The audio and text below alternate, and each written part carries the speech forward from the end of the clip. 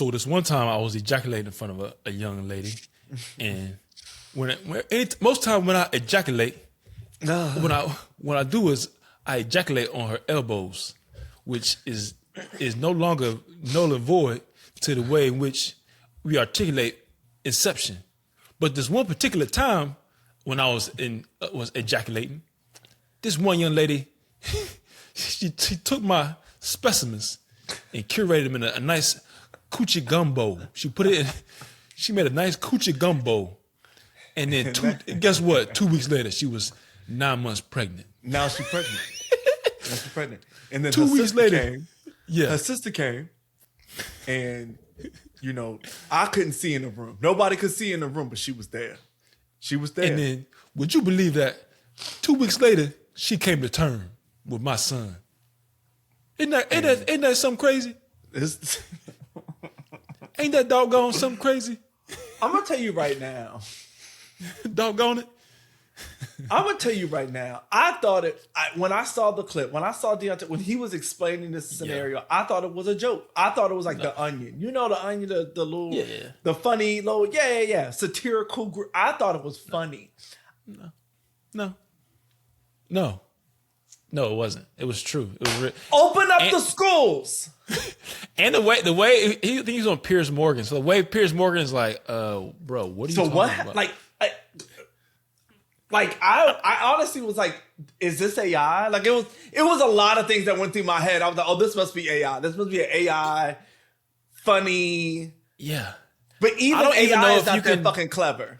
Right. I also don't know if you can even tell somebody's pregnant 2 weeks later. Like, I don't think that's a thing necessarily. But to say like, look, whenever I'm about to look, whenever I'm about to, I nut on her stomach. I just do it on her stomach. So so it's nowhere close. It's nowhere close to it. And now she pregnant. That's her mama. Her mama came in that room and said, "I'm gonna trap you." Yeah. And then she said, "No." She ran. And she trapped me, and now she's pregnant, and now, because I'm the best. And then it was also because I'm the best thing that ever happened to her. Yeah.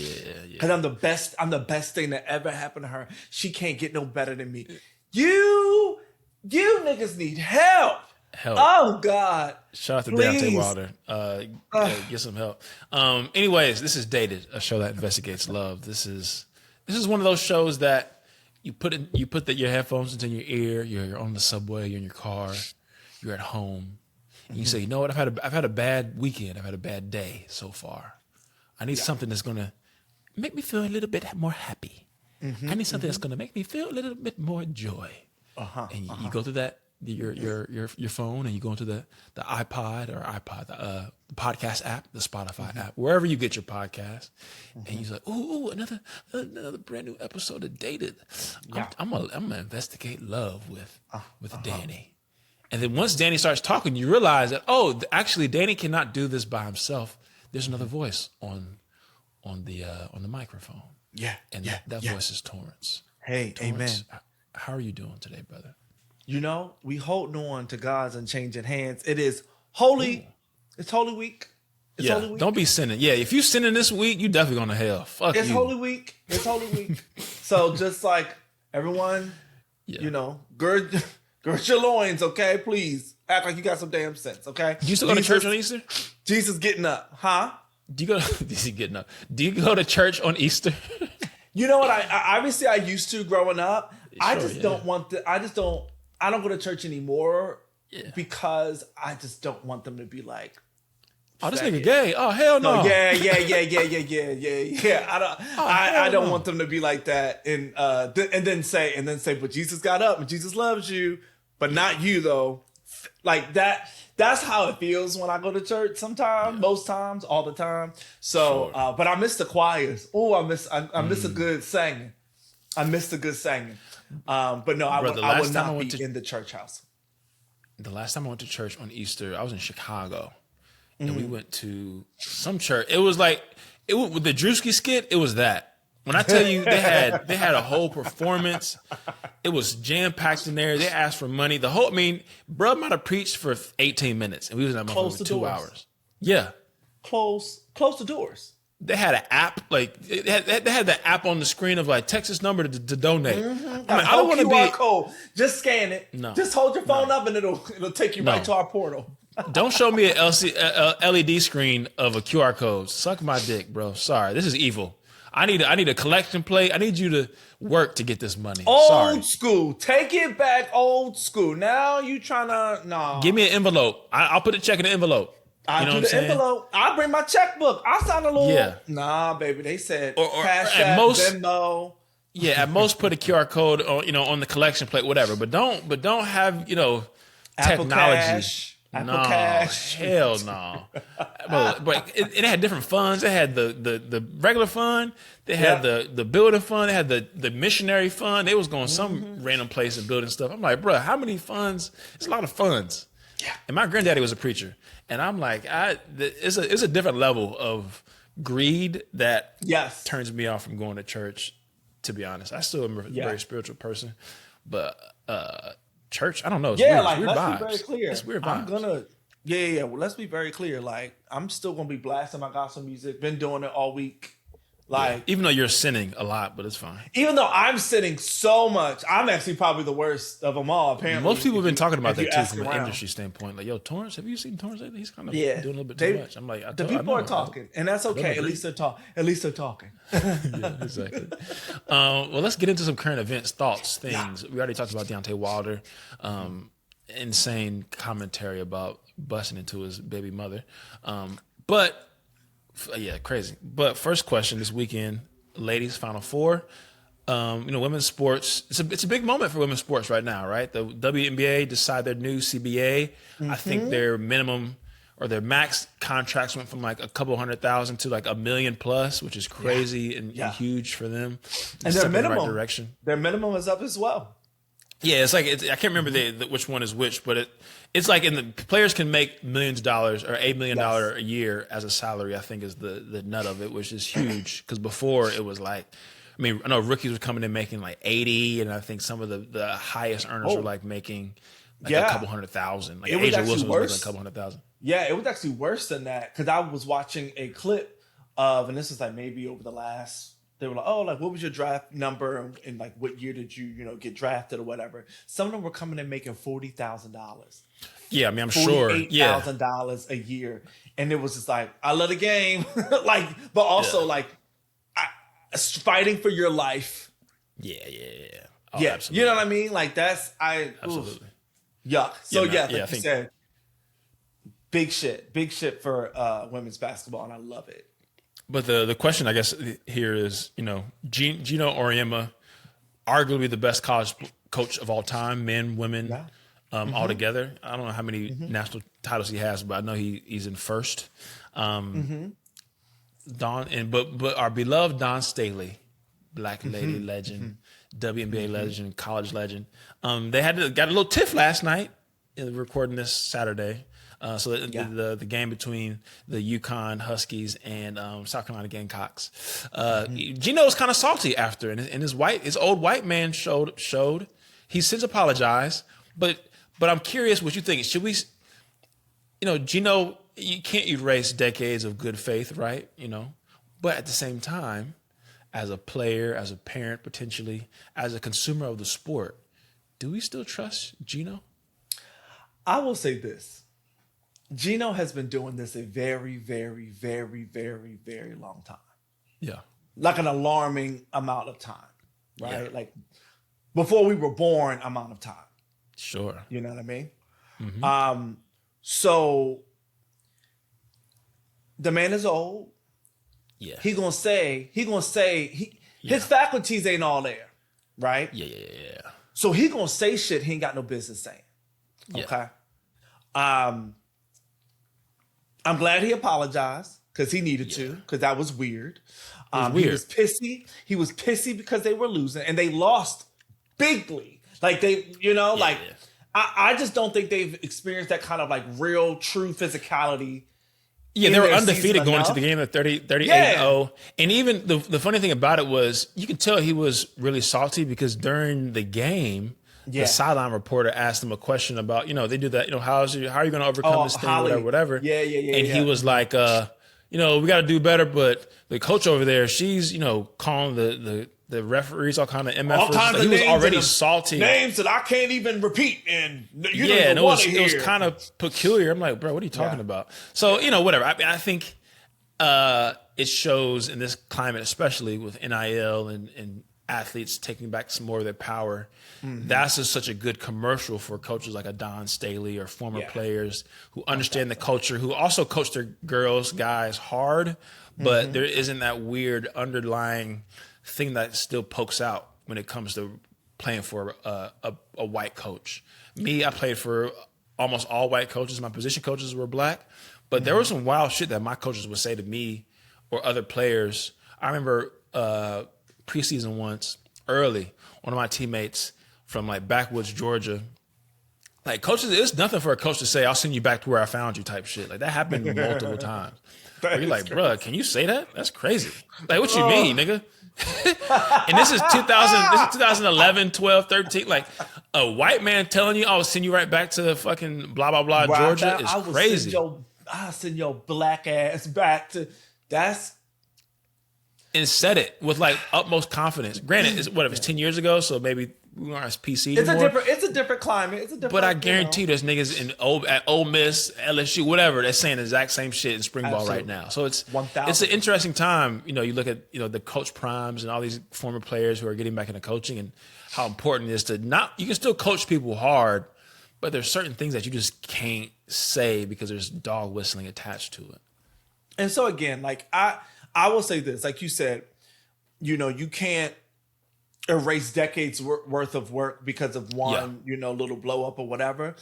But watch your fucking mouth when you talking to Dawn. Yeah, right. Watch your mouth, especially when you Dawn, talking to that queen. Who do you, boy? When I tell you, I was like, she's covered. What did he say? I'm like, run it back. Let's move.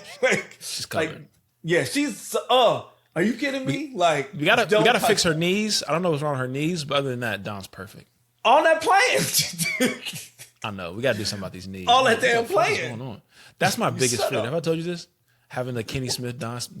Candace got the knees too. A lot of our favorite hoopers got the knees, and I'm like, there's gotta be a surgery to fix it. Take 6 months off, and let's fix this. This is crazy for all of us involved. No, Torrance, it's crazy. Your knees, your jeans are fucked. There's holes. The rubbing. You're walking weird. Stop. The vibes You're are walking off. weird. When you stand up, the vibes are off, and we gotta fix that. Let's move on because Torrance. What do you think about it? No, I'm not. You never think about that when you see people walk, because like Kenny Smith, respect him, great guy. The moment he stands up, I'm furious. The moment he fucking stands up. Being furious is an inappropriate word to use. Because now I feel like you're disrespecting me.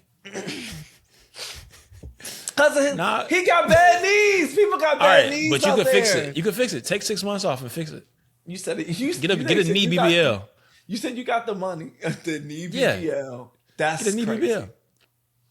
BBL. We don't have to do this. Now we're being weird about just acting like it's normal. Because it's not normal. Because the thing is, they never address it. It's out of nowhere, you see him stand up. It's like, hold on, what the fuck is wrong with this nigga's knee? See, and that's your problem, because that's why you never gonna be in those kind of rooms. Because the first thing you're gonna be like this, what's wrong with your legs? So what's wrong with your knees? So why you walk like playing? Just like exactly, just like get a mic and just be like, so why do you walk like that? Sick. I hate it. Yeah, them knees cooked, dog. If you ever see my knees like that, shoot me behind the shed, nigga. Shut like a racehorse. Please shut the hell up. Shut the hell up. Send me whatever knee doctor you got to send me to. Torrance, it's disgusting.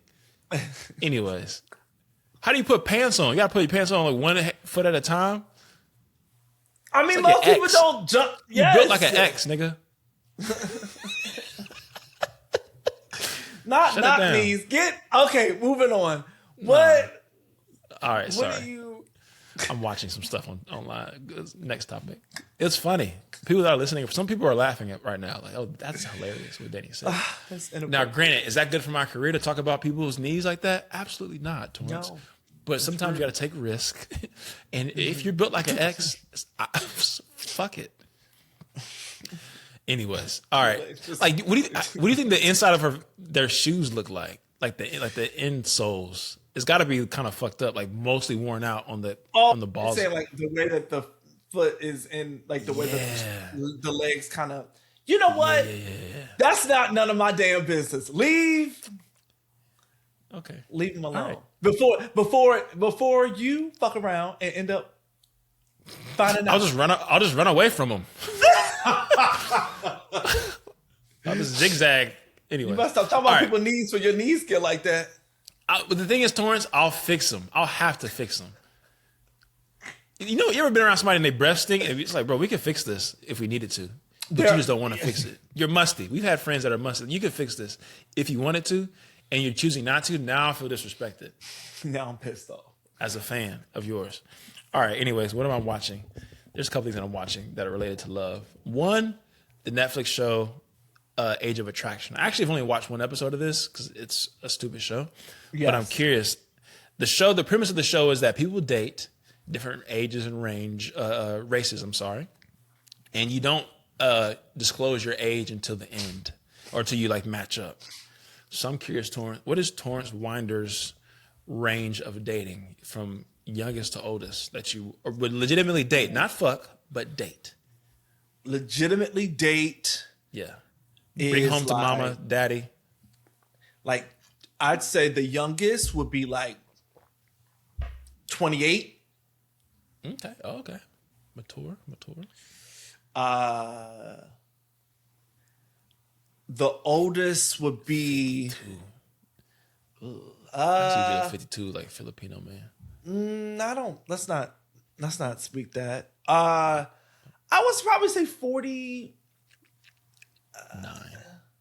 Yeah, I'd say that 28 to 49, like that sort of like thing. The higher, the age, that's all right. We can, I don't know. I feel like 50.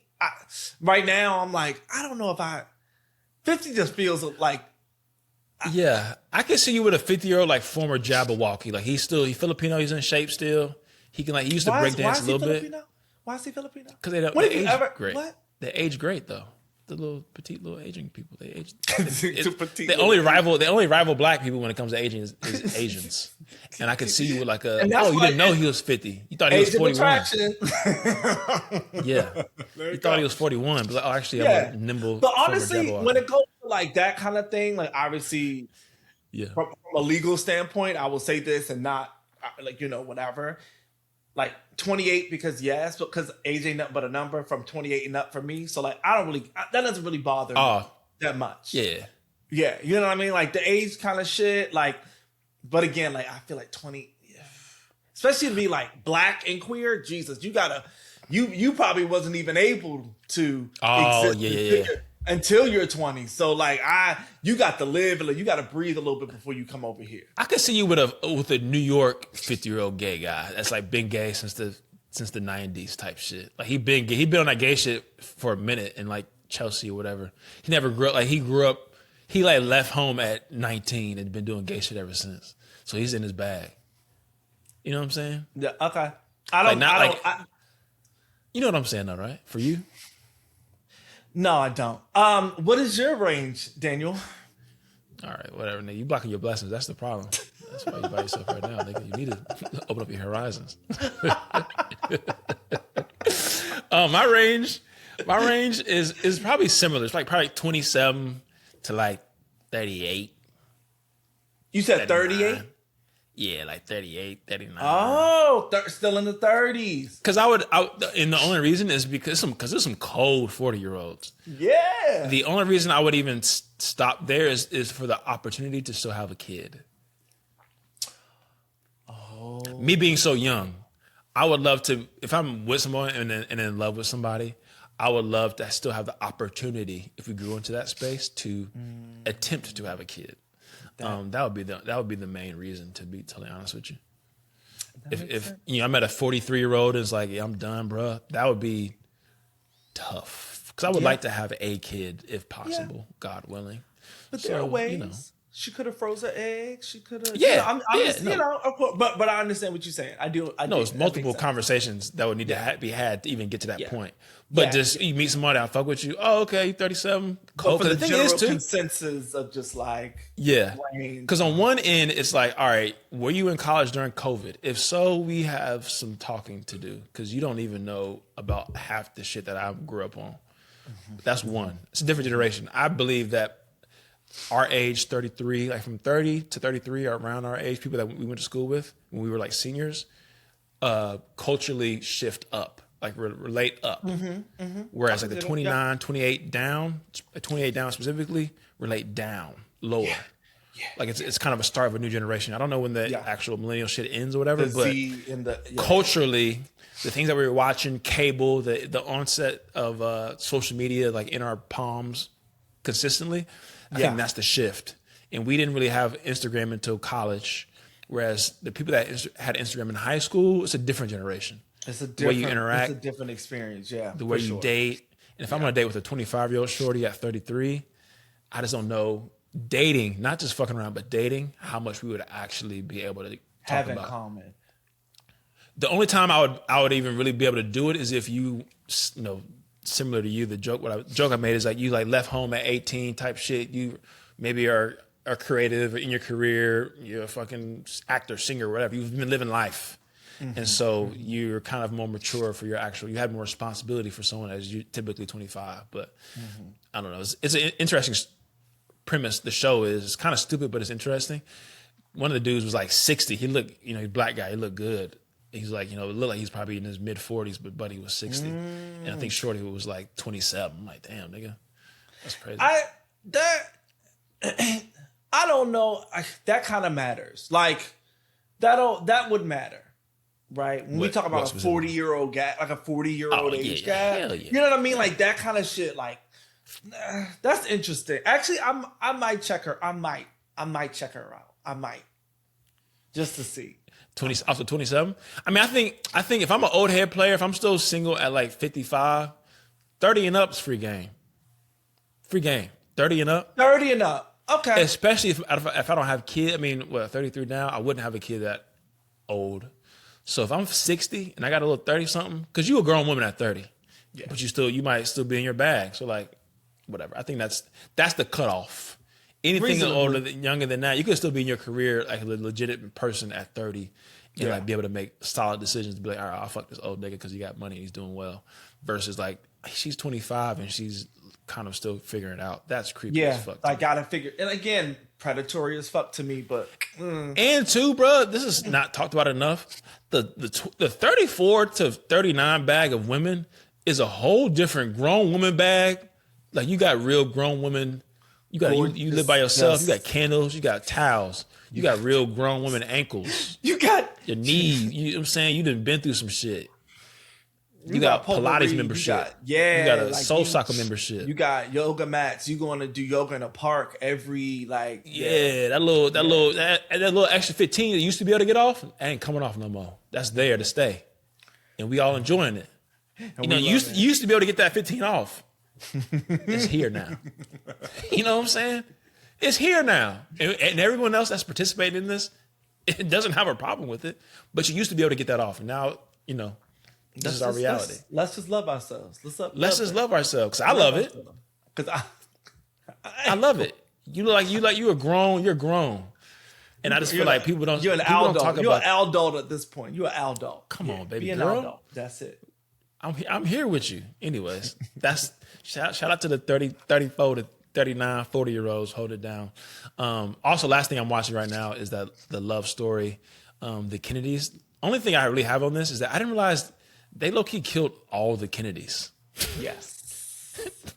And whatever conspiracy, I don't know what I should believe, but they killed a lot of them people. It's kind of crazy. Yeah, I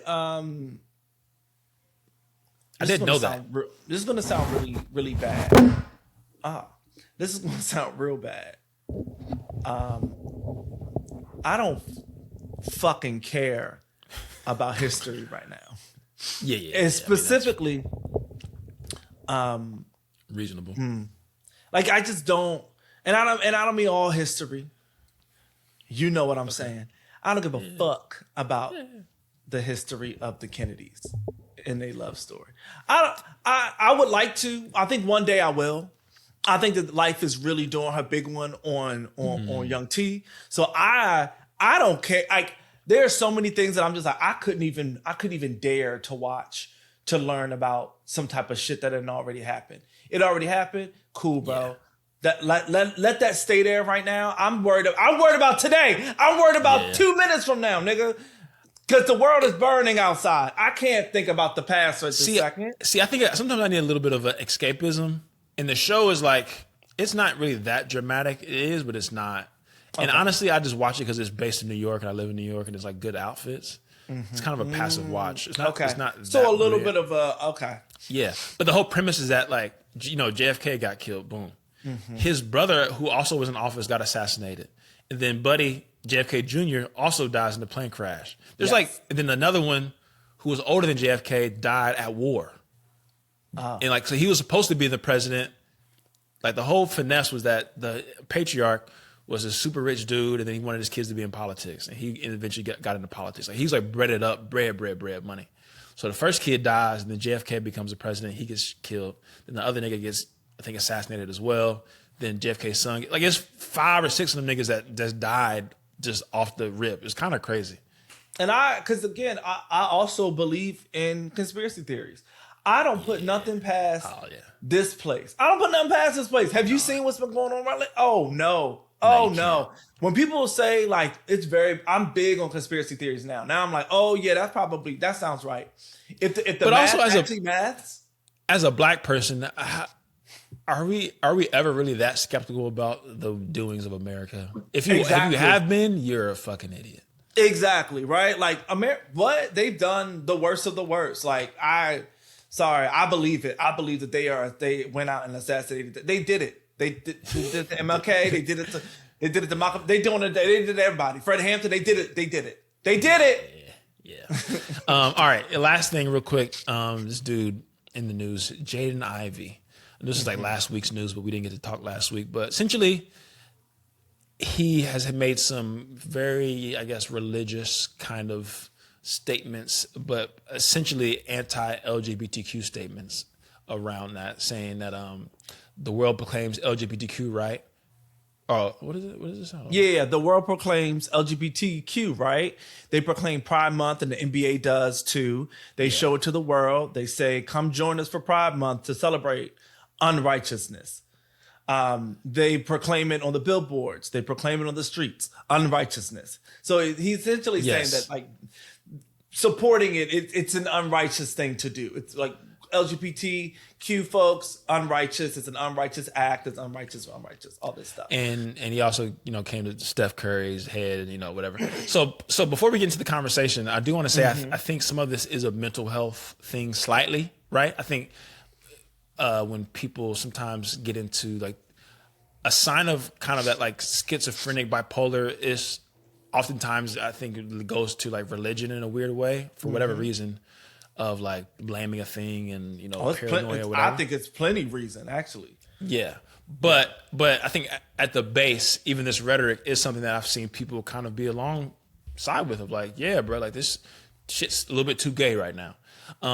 My thought in general is that it is interesting that being LGBTQ is all of a sudden makes you just not, like that's the one sin that makes you not able to participate in religion if you choose to, right? Like we are sinners, right?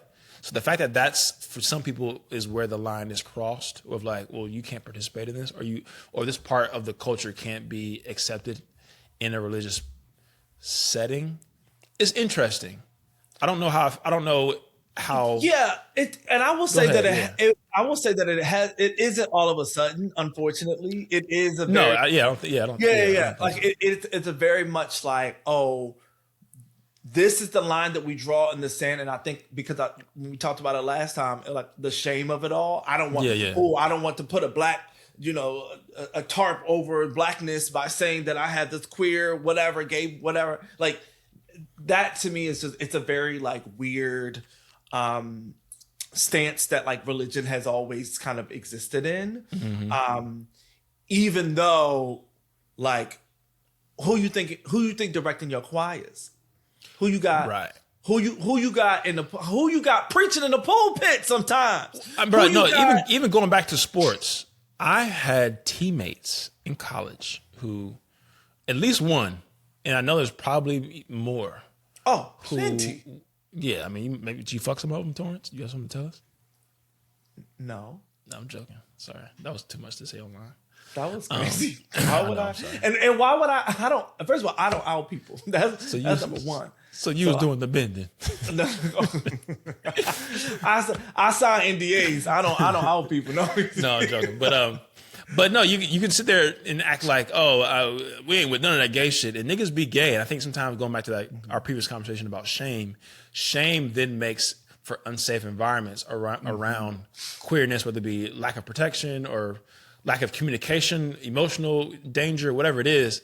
And I just think that going into any given, it's because of course, sure, it's one thing to be in a church, and I guess maybe there's right, but I don't really agree with that either, to be exclusionary of sinners, because that's the whole purpose of fucking Christianity, in my opinion, is to accept people for who they are.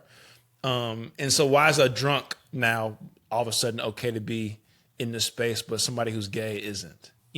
Or someone who battles addiction. Yeah, no, I'm not saying sexuality is an addiction kind of thing, but still, someone who participates in this thing that also is sinful. Something looked at as unrighteous or an unrighteous way of living and right. Existing and being. Yeah.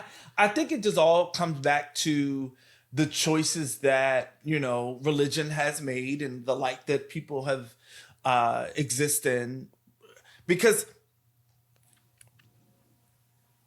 how do I say this? It was taught that through religion that this thing was a sin. However, if you go in the there are multiple things that are sins, but they were let's highlight this one.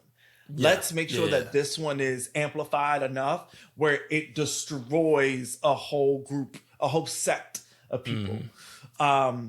And so most times when you see stuff like this, it'll be from a religious standpoint, in a religious vantage point, because for many people, and I'll say for most Christians, they believe that their vantage point on life is word because they're it's very self-righteous, right? Yeah, it's very I know this because I'm a Christian. So obviously I know the truth that I'm going to spread. I'm going to tell you what's wrong.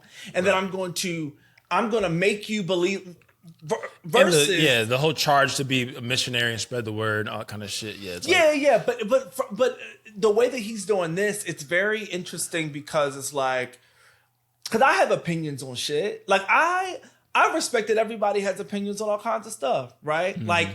It's what you do afterwards that becomes the issue. Right? It's what you do. For example, right? You can be racist. Be racist. Go ahead.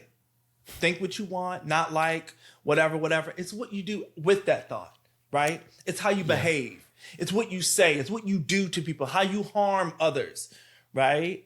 And so I'm a firm believer anybody can believe what they want to believe. Religion-wise, atheist, agnostic, whatever, wherever you fall on the spectrum of belief, right? But for me to feel that, for example, I had this conversation with somebody who was basically, if you didn't believe in God, then you weren't saved. You weren't going to heaven. You weren't whatever. And I was like, all right, so for example, a monk who don't do no harm, who helps people, loves people, all those things. Because he doesn't believe in your God, he's going to hell now? Yeah, Is that what yeah. Is that what? Because it's not about the living, it's about the thought. It's about the belief versus the existing in this way. Because he's probably doing some I'm sure he's done some awful, horrible, heinous things in his life. Most niggas at this place who speak this out like that do. But they're deflecting. They're passing it. You know what I mean? Yeah, I mean, in general, I just think that, I've heard some podcasts talk about the freedom of speech and that, should you or should you not be able to speak, and how it's become a slippery slope because it's on one side, if someone's speaking of a right-wing rhetoric that it's like, oh, they need to get out of here. But then when there's something is more of a liberal take, it's like, oh, it's okay. And I think that people are kind of trying to conflate the two, that free speech is free speech. But I think the key premise of free speech, and this is like my last note on this, whether it be this kind of stuff, whether it be comedy, this podcast, or whatever it is, free speech doesn't mean free of consequence. So you can feel however you feel and say however you feel. If I make a joke about Don Staley's knees, and if she hears this when I'm famous one day, either she can laugh it off or be pissed off. I don't know. You know, who fucking knows? There are consequences too. I gotta live with that. That's a joke that I made. And that's what I'm kind of getting at. It's almost like, you can't say nothing no more because people are so sensitive. No, there are consequences to what you're doing and what you're saying. And you didn't think about it clearly. And if you want to go down this route, which is what he did, he doubled down, it looks like some more, and be like, oh yeah, like Steph Curry, he's not a real Christian. And LeBron James and Michael Jordan, their rings don't mean anything if it's not with Jesus, if Jesus is not the center. And it's just like, what is wrong? Like, what is wrong with y'all that you think it's a mental health someone's life? Yeah. It's a mental health shit there.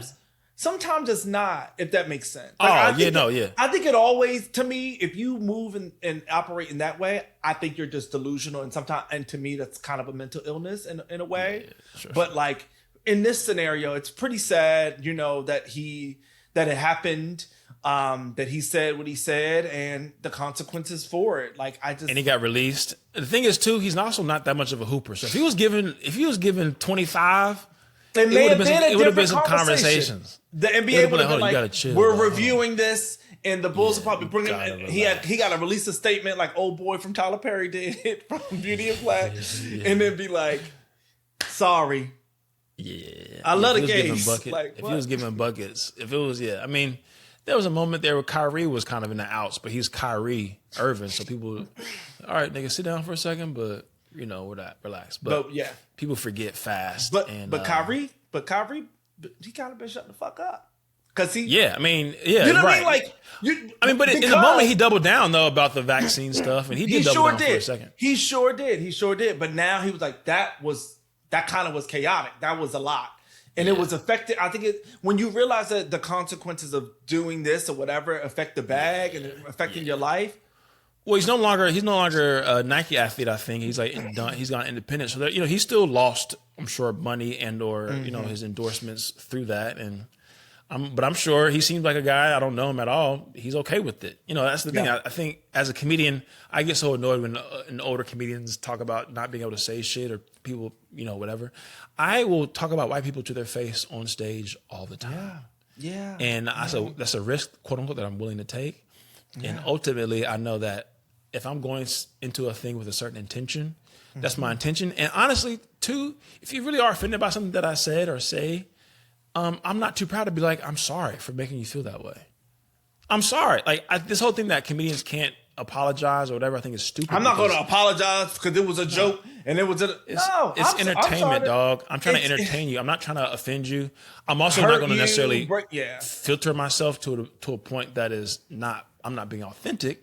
Yeah. But if something crosses the line in the moment where I'm like, oh, I see why this isn't right, I will tell you I'm wrong, dog, and that's it. It is what it is. But anyways, today's investigation.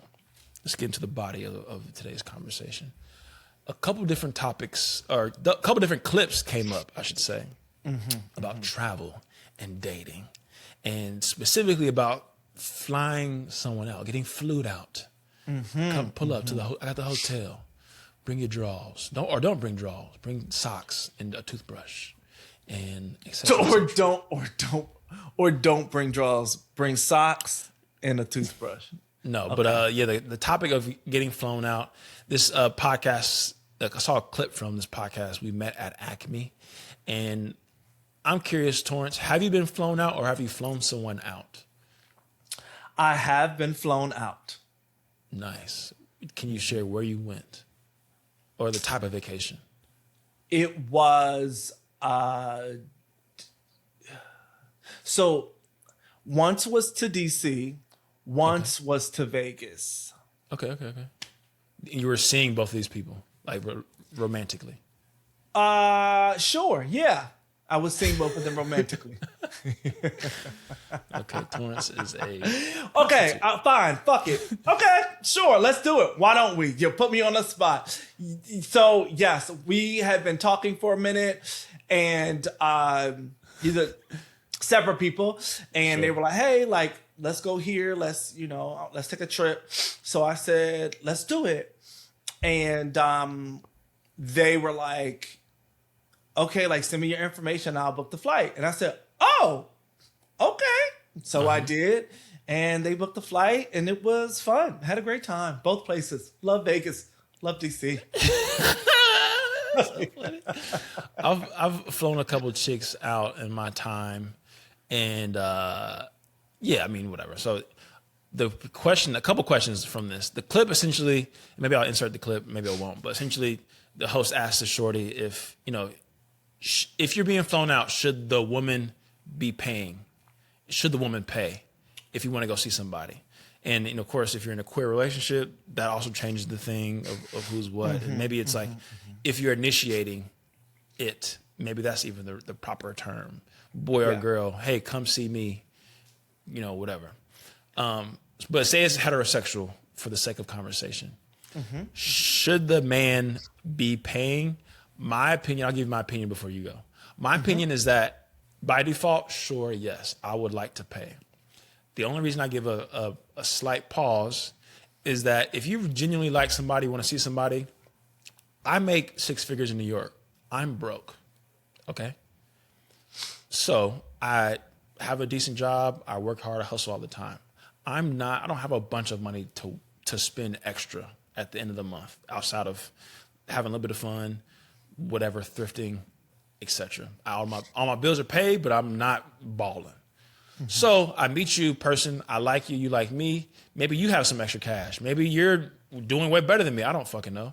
I think with the intention of I want to date this person and I'm not going to let small things get in the way of seeing this person, I think it's totally okay for you to fly yourself out to see me. Granted, I've flown people out to see me relatively recently, and it's chill, whatever. We do the thing, and it's fine. It's great. I've done it a handful of times. But I think that the blanketed expectation that I'm never going to pay to see somebody will then, I think, limit that dating pool of people that you can actually be with. Because not everybody has $1,000 every other month to spend on you to just get here. Let alone, that's assuming that it's just you coming here, we staying with me. Let alone a fucking vacation. Now I got to pay for your ticket, my ticket, hotel for 4 nights, everything. That's 4 bands that we spending on this one specific thing. Now I'm supposed to do this multiple times a year. Yeah. And now I'm spending $10,000 a year on just whatever. Granted, there's niggas that got it. They're not gonna think twice about that. But the majority of people that even make 6 figures and are doing okay in the city don't have 10, 15 bands to spend on a frivolous, not even frivolous, but just like a thing that is not their fucking retirement. 1,000%. What do you think about that? I would say I agree. I think that there are circumstances. I think it's very situational, right? If I am talking to you, we vibe and whatever, and you say, "Hey, you should come out here. Like, I would like for you to come out here," and I'm like, "Oh well." When were you talking? What do you think? Like, like if you're doing this initiation of you should come out here, whatever. Why? Yeah, how does it look different in queer relationships? You think like it, Well, yeah. So I think if when you say it to me that way, it's like, okay, yeah, you're gonna bring me out there. If you're like, you should come out here, I got you, right? I think it's more of a very like it's said. It has to be said. I think from my experience, right? But also I'll say that if I'm dating somebody for a long time, like we're actively dating, and we're doing this thing, it's nothing for me to be like, hey, I'm coming out there. I'm about to buy my flight. I'm coming out there to see you. I think that I think it's situational, at least for me, of like a relationship, right? Versus like, oh, we just talking.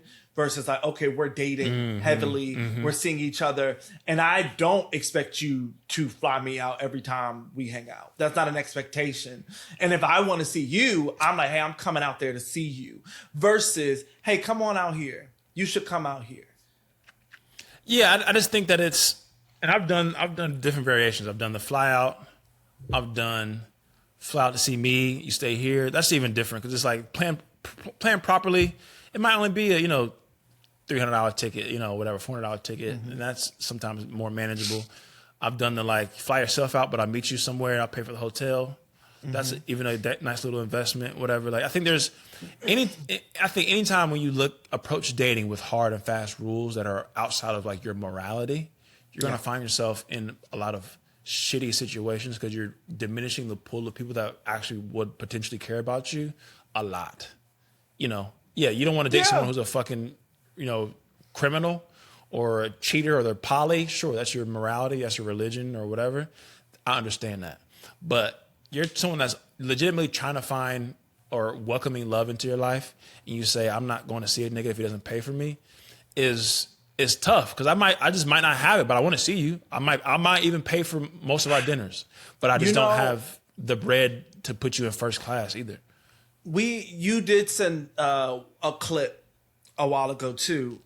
Yes, that was like, from the gist of the clip, it was like when you lead with money or you lead with tangible, like the tangibles, the car, the house, the 6-figure job, the upwards of, you got to pay for me to buy this, buy that. When you lead with those, that doesn't always lead to happiness, if that makes sense. Yeah. So the clip that Torrance is talking about, I'll set up the scenario. Buddy flew this shorty out and he spent money on the hotel, the flight, whatever. And then once they got there, he's being a loser, videotaping her, saying that she doesn't want to fuck. And after, being flown out and spending all this bread, he's talking about all the money he spent and the car service and all this kind of stuff. And I do think a lot of losers show up and initiate the conversation with money. How can I impress you with the bread? And I have found that most women, especially black women, are really successful and don't necessarily need a nigga for his money, right? They're highly educated, they're professionals. They just want someone that's relatively equally yoked and can also provide things here and there. Be a provider, but you don't need to pay for my life. At least the shorties that I'm coming across. So I do think setting yourself up to be like, I'm the money man, whatever you need, I'm gonna buy you, I'm gonna shop, whatever. You devalue yourself, I think, in a way, because now you're a trip. You're not. And let's be very clear. Now you're a trick, and then you get mad when you don't get what you want, and the expectation isn't. There's no conversation about it. You're like, I'm spending all this money. She's obviously going to fuck, and that's not. The 1-to-1 ratio, it never existed. I don't know what. Yeah. I don't know. Well, I won't say never existed. I won't say that. I will say that now I find that, like you said, now we're in a space where women are like, I don't need you to take care of me. I can take care of my own damn self, right? Like, again, like women weren't able to have bank accounts for until like the 70s maybe, or something ridiculous, something 60s, crazy, 70s, or something crazy like something that. insane like that, something super stupid. Maybe it wasn't that. Maybe it was. It was crazy. It was around civil rights type shit. Yeah, Like it was like super recent, like in the grand scheme of just like the world. I mean, like America existing. So like now women have autonomy to do and take care of themselves. And so you flying them out there, that's like cool. Thank you for spending your money. But I never said that this was going. Like I never pulled up and said, hey, but also I'm about to do this with you. The key is this too. Out of all that, fuck all that, right? That is assumed but sure.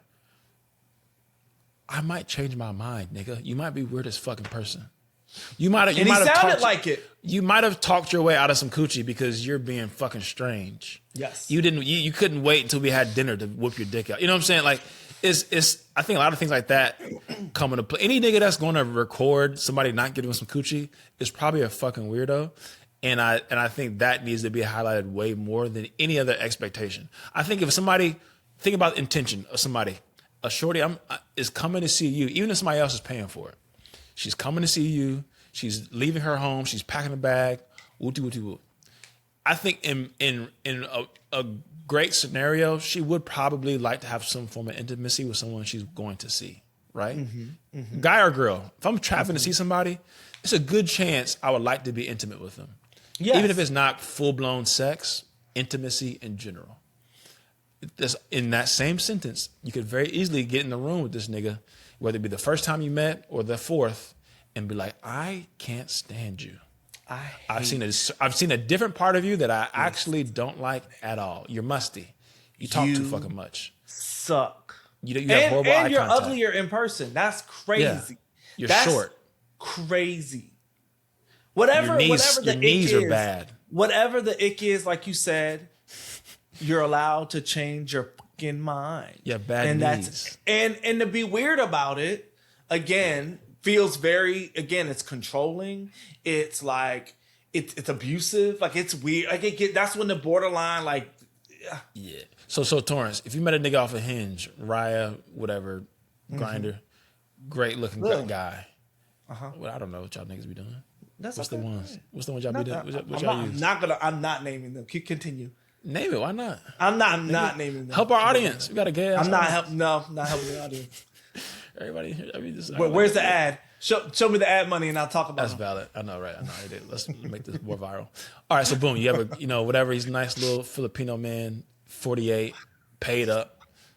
He's a fucking break dancer. Then you get to dinner, his knees suck. What? He has horrible knees. Everything else is great, but just like I can't. It takes him 8 seconds to get out of that chair.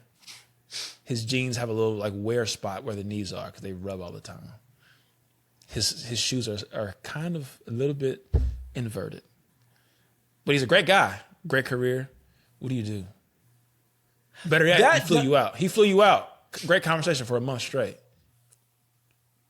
That doesn't bother me as much as it bothers you. But what I will say is... You're lying. That's fine. That...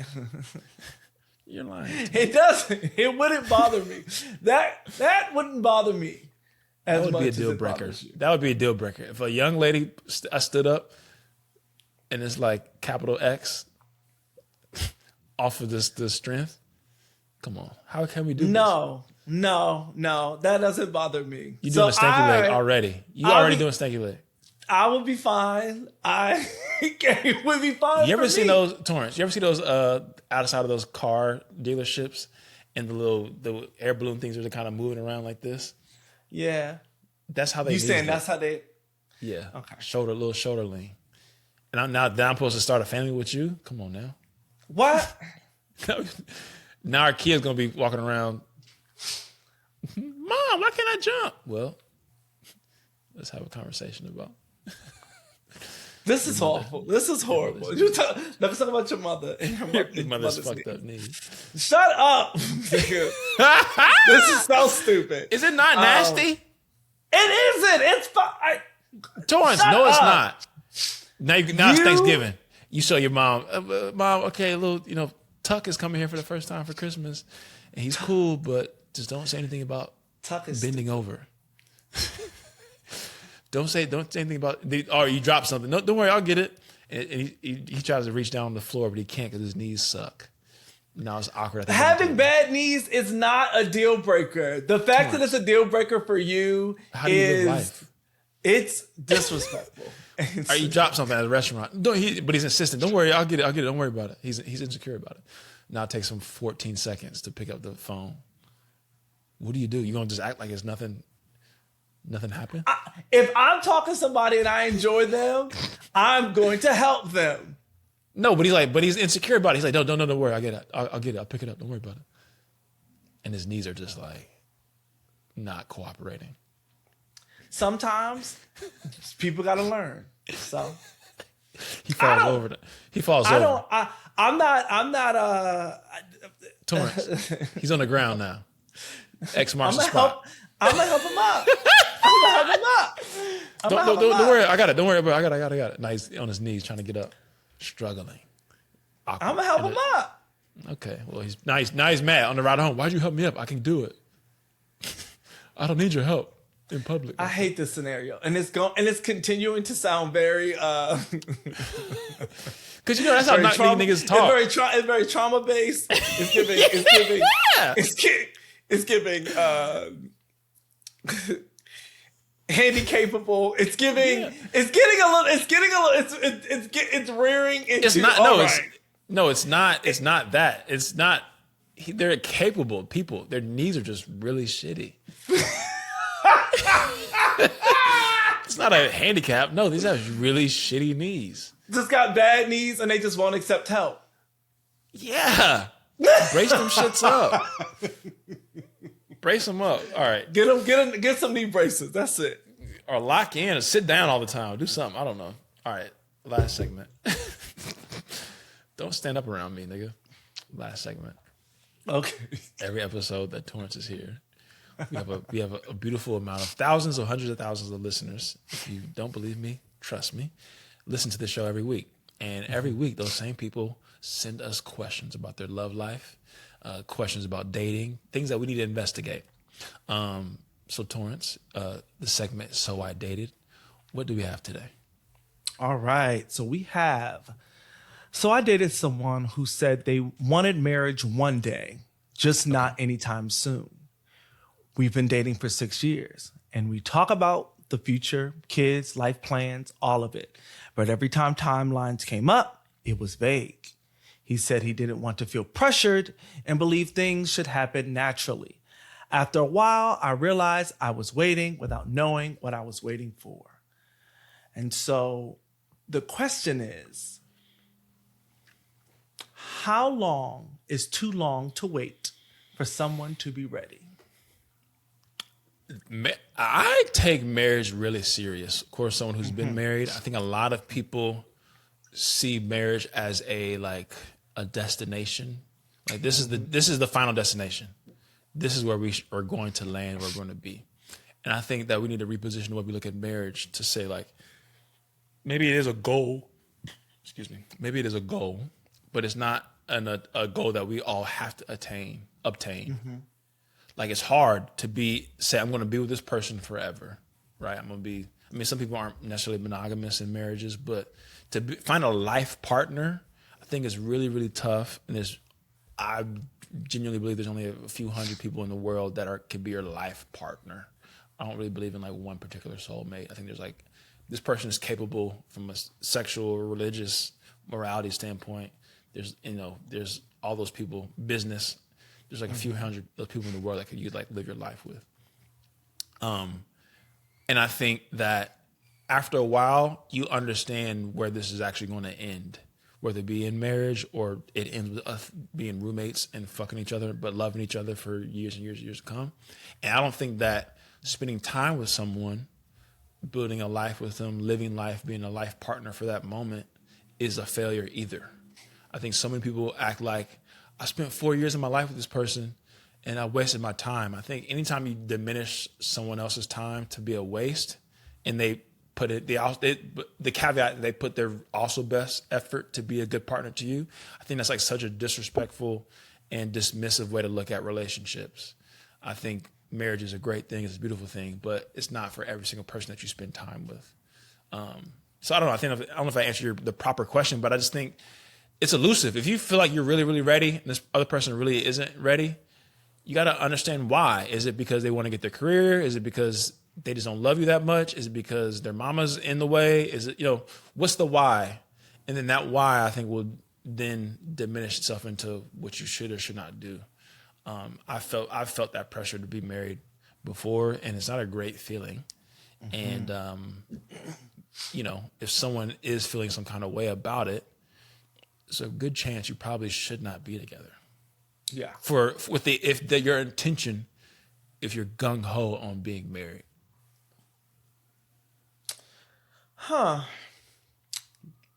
This one is, I think, it's a little tricky because it's how long is too long to wait for something that you want and that your partner says that they want,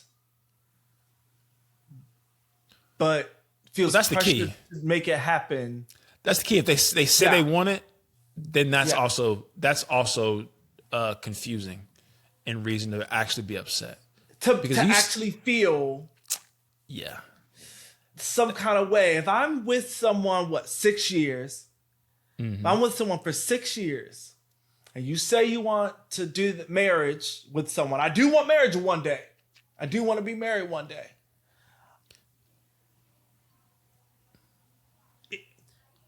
Do you want to get married to me? Right. I was just about to say that. It might not be with you. It may not be. It might not be with you. Do you want to get married to me? Like, is it like 6 years? I will say that's a good amount of time. That's a good amount of time. That's a to me, that is enough time for you to see so many different like things in a person after 6 years. And how long is too long to wait? Baby, we're 6 years into this. Okay? Yeah. I'm not big on ultimatums. I think that they are silly. Not good. I'm not big on ultimatums. I do think that there is a conversation that needs to happen that addresses your need or desire to be married again. That's very clear on, hey, I just need to know if you're serious about getting married to me. Which is probably not. Probably not. Because again, now I know that there are people who have been together for many a year and then got married on their 9th. Sure. But all right, so I think there's other life things, right? Are you 6 years with a kid? Because then that's also sometimes, or there's a massive life change happened in year 4 where we got to kind of reset a little bit. We had moved, or someone got, into a program that takes them across the country, and then you got to come follow them. Those things can make those years a little bit feel different than the actual time that it's been. Mm-hmm. But look, I think to put a somewhat button on it, I think oftentimes, I might like the idea of monogamy or being with somebody, but it just might not be with you. And also giving people grace is like, sometimes you're not really sure in the moment. Like you have to like take a step back and realize, oh, this is not my actual person. We might be 85% there, whether it be sexually, attractiveness, career, where we live, fun.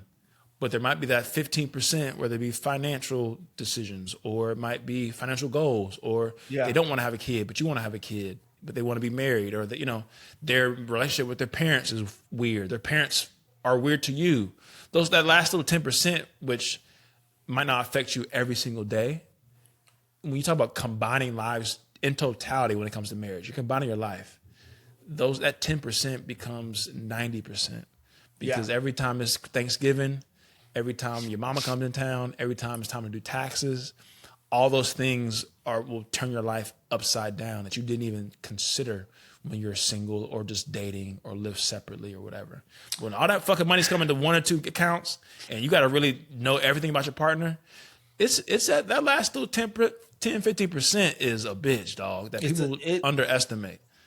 And what I will also say to that, and sort of like spin it a little bit, like, if it's just about marriage, if everything else is going really, really well, and it is just the marriage, like we just are not married, and I get societal pressures around getting married and being married and having a husband or having a wife or having a partner or whatever. But if you're happy and the only thing that you're not is just married and you're happy with this person, I don't know. Like, live, laugh, love.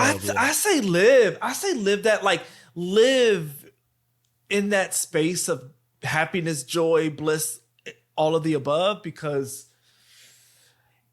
it ain't easy. As someone who's been married, I can see myself in a monogamous relationship soonish, short, whatever, in the foreseeable future.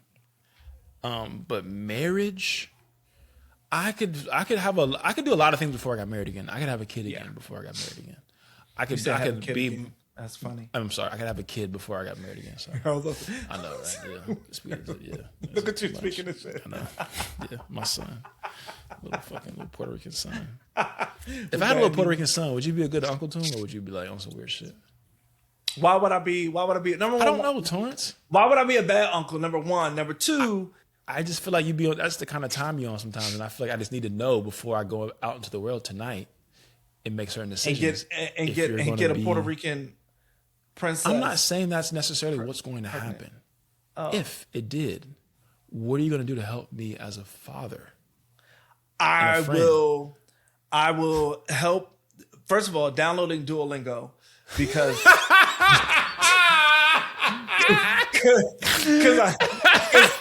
because I know you don't speak that Spanish. No, me no speak. Me no speak. Me no. No. Me no speak. So we would download that Duolingo because the baby gonna be bilingual. Baby gotta know their heritage. Yeah, exactly. You gotta know all the things. Okay. Yeah. I would, of course, just don't. Never mind. No, say it. Say your whatever you gotta say. I'm not gonna say don't have a white baby. That's not what I was gonna say. Oh yeah, I mean no, that's crazy. What you were about to say was crazy. Yeah, I know. I wouldn't say that though. If I had a white baby, it would be a cool white baby though. If I had one, you can't have a lame ass. If I had a white, Drake? No, it'd be tough. I mean, I don't know. It'd be tough. My thing is, this is my hot take. This is my old black man take. Well, I guess we moved on to the segment. Is the verdict on that shit is, nigga, marriage is cool. Focus on your relationship. The piece of paper is great. But don't block your blessing. Live life. It's okay. If someone's being truthful, they're not cheating on you, they're treating you right. Yeah. Maybe the marriage thing will come, and maybe he wants to be married, but it's not with you. And that's a question. That's the real question you need to ask. That you need to ask. Yeah. Back to this white baby thing. Yeah. I think that if I have a half white baby, that's a black baby, and I do not like when biracial people act like they're not black. I'm biracial. That is my subway take for this podcast. You're black. You're just mocha. You're latte colored. You got a little. You got a little. You got a you're little. Not white. You're not. You're not white. And I'm gonna tell you why you're not white, because when they look at you, exactly. You're not white, baby. I'm so sorry. I'm so sorry. And I think sometimes they do like the white mom versus black dad versus. Black dad, black dad, whatever the inverse. And I think there's sometimes is like a real difference when the mom is black, because like this white man has chose to love a black woman, versus the other way, where sometimes there's like a little bit of weird self-hate. I think whatever. I've dated all kind of races, but I think there is a theme of some self-hate when it comes to niggas that will only date. I've heard niggas say they only date white girls, which is like crazy. Your mama's black. That's crazy. Just diminish the person that raised you and loved you. And obviously, I was, I'm obviously joking, No, you're not. That's fine. About a white baby. You can have a white baby, but I do think that there is this like, it's a funny. It's not funny. It's not funny. Let me start by saying it's not funny. It's just funny trope to me, like because to watch it in the movies, and like I know it pisses. It's. This is so bad for me to say, but I'm going to say it. The trope that be in movies were like, we only got a few good black brothers left, and here you come, white woman coming to take all our good black men. I find it so funny. Now, is it true? But the thing is, too, but I think people like what they like. Yeah. At the end of the day. So I can't. Yes, sure, go after the white woman with the black man, sure, but it's also like the black man. That's what he decided that he was gonna be with and do. I'm not anti-white. I'm just pro-black. Yes. So I'm not. Well, Torrance, I've done this before. That was good. No. I feel the same way. So sure, would I entertain, a different race? Absolutely, I've done it. Some would say too many times, but some would. Oh, Torrance, I'm joking. Don't agree with me. But I think there's a certain difference of like, I'm home. It's a house of brown areolas. It's some food in the oven. You know what I'm saying? It's some rice. It's some meat. Unthaw. If we need to unthaw some meat in here, it's here. Yeah. It's, You know what it's I'm already saying? it's in the deep freezer. It's in there. It's in the deep freezer. If you got 12 hours to waste, we could get something popping off the dribble. Yeah. You know what I'm saying? Easy. And that's the kind of thing that I need sometimes. I need some slips in the house. I need some barrettes. You know what I'm saying? Where the fuck are barrettes at? Yeah, I need some stocking. Yeah. You know what I'm saying? I need some slippers. I need some Bonnets and bonnets. Where the curling irons at in this motherfucker, man? I want to smell burnt hair. Just What the fuck? Why the fuck it don't smell like burnt hair in this bitch? Yeah, what's going What the fuck is going on in here, man? Like I wanna spell Murray's. Like where's the where the hair products? The pink oil, where the pink oil? What a gel. I wanna smell a little, smell like a little bit of like a salon in here, just for a little, for a little woof, a little waff of that. I need some fucking D'Angelo playing in this bitch. What the fuck is going on? You know? Yeah, no, very pro black, very pro black. Sugar. So, anyways, that's. I don't even know how we got on that topic, but I'm actually unsure. Yeah, well, you asked about your Puerto Rican baby. That's what you asked about. I was trying to see if it would be a good steward of my son. Hola, we would hola. Have a conversation. Hola. Also, we gotta have a conversation about we need to have a conversation about gay weddings. Not today, but I've never been to a gay wedding. Oh, and we just need to have a conversation about gay weddings. We will have a conversation about gay weddings. And I've been to a couple. Tight. All right. Tight. Then look, the next gay wedding I'm invited to, I'm walking away with something. And usually, because it's gonna be y'all gonna be doing y'all little thing. Y'all be fucking listening to Beyonce twerking and shit. I'm gonna be right in the corner like Steph. You know, niggas in the corner, three like Clay, prime Clay, Game 6 Clay. Niggas is doing all this kind of shit. I'm just like, just waiting for the just waiting. That's just me. Post it. I will say, and we can most gay people, black gay people, got fined as like female friends. Yeah, gorgeous. Do you know why? Because safety exists there. Yeah, safety is here. Safety's here, mama. Like you know how many times I go out sometimes and like I don't know, maybe I come across a little bit more like straight, which I'm finding very interesting. But they'll be like, oh, like I'm like, oh, you're fine, you good, girl, like you all right, and she'll go, oh yeah, hey, and like thank God. the safe, and I'm like, okay, come on, baby, let's go. Yeah, and like it's just because men are, what I'll say is that like sometimes it's safety, sometimes whatever. So you may have some Clay. When Clay dropped like 30 off like 2 dribbles. That's gonna be me in the corner, like right with an electric slide.